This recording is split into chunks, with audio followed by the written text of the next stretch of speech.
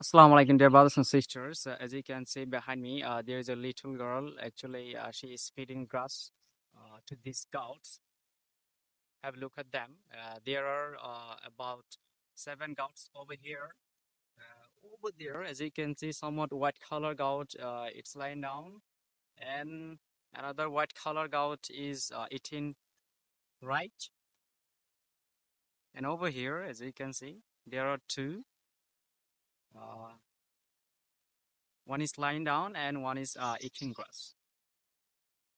Actually, over here, there are seven goats. Among them, two are white and two are black, and three are brown color. So as you can see behind me, you know why they're bound?